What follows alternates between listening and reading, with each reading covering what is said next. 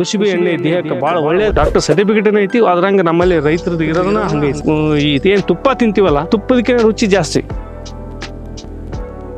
ರೈತಾಪಿ ಒಳಗೆ ಯಾವುದೇ ಥರ ಕಸ ಬರೋಂಗಿಲ್ಲ, ಯಾವುದೇ ಥರ ಎಣ್ಣೆ ಹೊಡೆಯಂಗಿಲ್ಲ ಸರ್.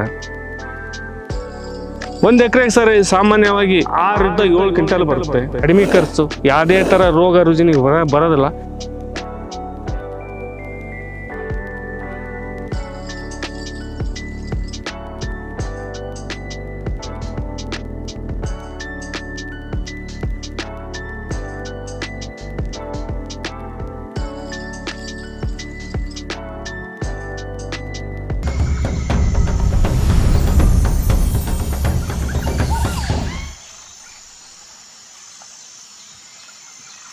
ಈಶಪ್ಪ ಅವಕಳಿಂದ ರೈತರು ಸರ್. ನಮ್ಮದು ಕೊಪ್ಪಳ ಜಿಲ್ಲೆ ಕುಕ್ನೂರು ತಾಲೂಕು ಚಿಕ್ಕನಕೊಪ್ಪ ಗ್ರಾಮದವರು.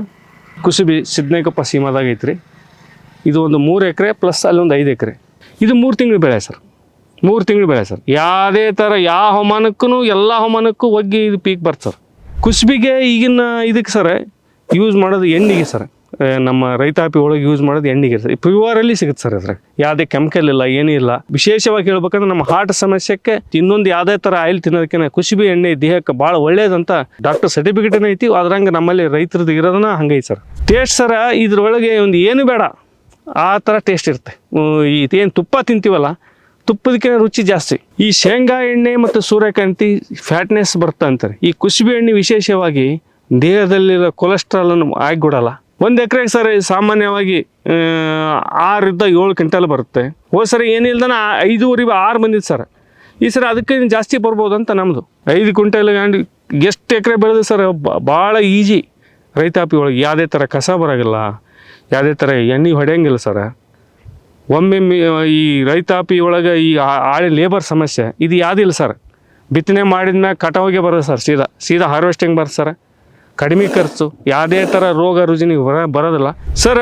ಡಾಕ್ಟರ್ ಸಾಲಿಗೆ ಮೊದಲು ಗೊಬ್ಬರ ಯೂಸ್ ಮಾಡ್ತಿದ್ವಲ್ಲ, ಅವಾಗ ಏನು ಮಾಡ್ತಿದ್ವಿ ಸರ್, ಅಕ್ಕಡಿ ಹಾಕ್ತಿದ್ವಿ. ಇದೇ ಹಿಂಗೆ ಕುಸುಬಿ ಹಾಕ್ತಿದ್ದಿಲ್ಲ. ಅವಾಗ ಏನು ಮಾಡ್ತಿತ್ತು ಸರ್, ಕುಸುಬಿ ನಮ್ಮ ಕಡೆ ಏನಂತೀವಿ ಗೊಂಚಲು ಅಂತೀವಿ ಸರ್. ನೆಟ್ಟಿಗೆ ಗಿಡ ಆಗಿ 4 ಗೊಂಚಲು ಬಿಡೋದು ಸರ್.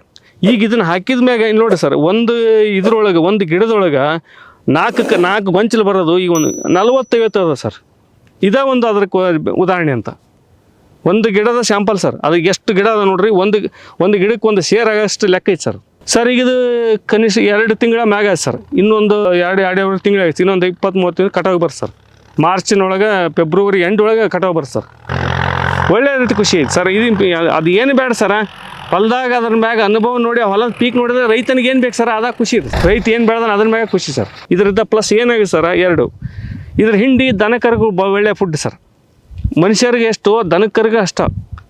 ಅದಾಗಿ ಏನಾಗುತ್ತೆ ಸರ್, 50% ಎಣ್ಣೆ ಬಂದ್ರೆ 50% ಹಿಂಡಿ ಬರುತ್ತೆ ಸರ್. ಸರ್ ಎಣ್ಣೆ ತೆಗೆದ್ಮ್ಯಾಗ ನೀವು ಎಷ್ಟು ದಿನ ಇಡ್ರಿ ಕೆಡಲ್ಲ ಸರ್. ಅದು ಏನು ಕುಸುಬೆ ಎಣ್ಣೆ ಕೆಡಲ್ಲ ಸರ್.